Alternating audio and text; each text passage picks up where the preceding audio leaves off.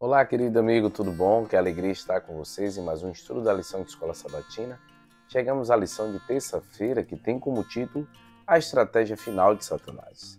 Pesquisa revela que uma profunda falta de confiança em instituições governamentais.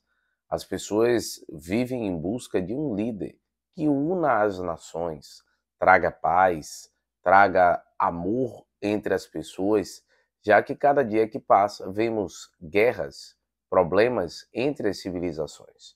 O mundo clama por um líder comum. E nesse sentimento de união é que vêm os problemas para a nação. A gente observa que Apocalipse 17, verso 12 a 14, nos ajuda a entender um pouco do que irá acontecer também no tempo do fim. Vamos dar uma lida no texto bíblico? Diz o seguinte, Apocalipse 17, do verso 12 a 14. Fala assim, ó. Os 10 chifres que vistes são reis, os quais ainda não receberam o reino, mas recebem autoridade como reis, com a besta durante 1 hora. Tem estes um só pensamento e oferece à besta o poder e a autoridade que possui. Pelejarão eles contra o Cordeiro, e o Cordeiro os vencerá, pois é o Senhor dos senhores e o Rei dos reis. Vencerão também os chamados eleitos e fiéis que acham com ele. Aqui mostra mais uma vez a briga que terá, onde no qual o Cordeiro sairá vencedor e aqueles que seguem o Cordeiro. Primeiro ponto para a gente entender é isso.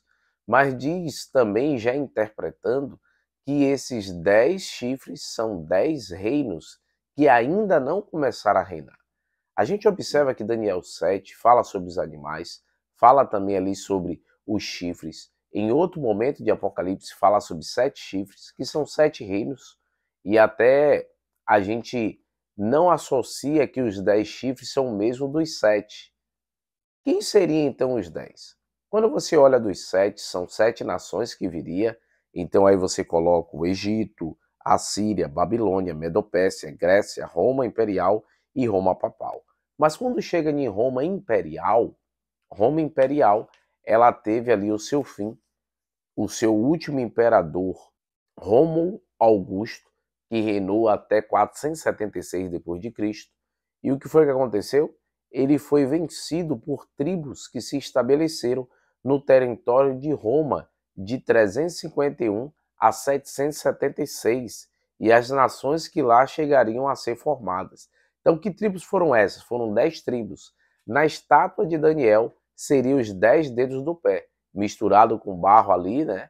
E ali seria o quê? Nações bárbaras que depois se misturariam com Roma.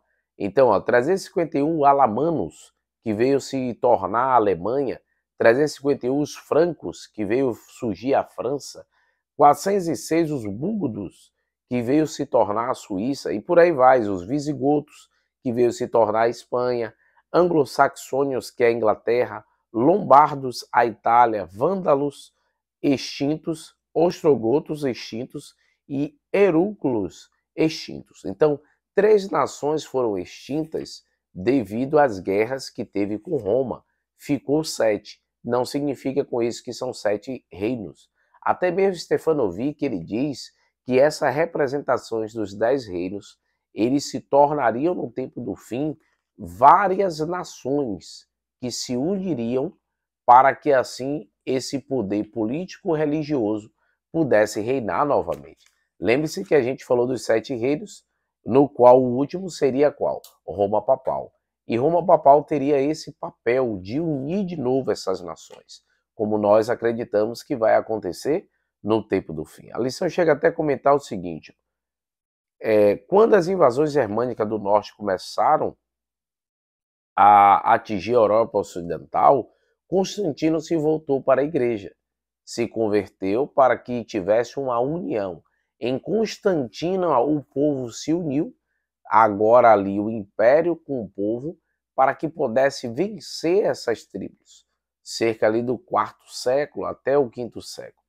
E assim, então, houve uma ferida em 1798, quando Napoleão prendeu o Papa, a gente já falou isso esta semana, e ali então essa ferida se cicatrizará. No tempo do fim, queridos, acreditamos que esse poder que trará paz momentânea ao povo porque o anticristo ele virá para fazer isso, trazer uma espécie de paz e enganar o povo. Ele então será um poder político e religioso, assim como naquele tempo supriu a necessidade para unir a nação em busca de um mesmo objetivo, assim também acontecerá no tempo do fim.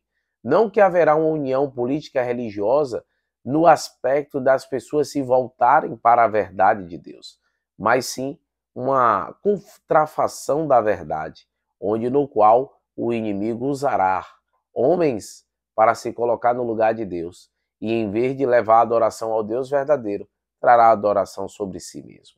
Com isso, precisamos estar atentos com essa falsa união para trazer uma suposta paz, porque a paz que buscamos, ela verdadeiramente virá de Cristo Jesus, quando ele voltar para buscar os seus filhos. Por isso que Apocalipse 17 descreve essa luta dessa besta escarlate, que dará autoridade para a besta de Apocalipse 13, no qual as nações estarão com elas, se unindo contra a verdade de Deus. Mas o Cordeiro estará o quê? Vencedor. Lembre-se que essa besta, todas duas, são usadas pelo inimigo, são instrumentos na mão de Satanás. E a nossa luta não é contra a carne, mas contra os principados do mal. Que possamos então se unir a Cristo e vencer as artimanhas, as armas do inimigo pelo poder de Deus. Vamos orar?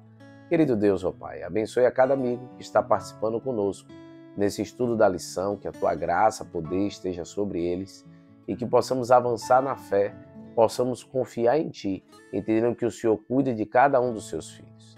É o que nós te pedimos no nome de Cristo Jesus. Amém, Senhor. Deus os abençoe, queridos. Um abração. Tchau, tchau.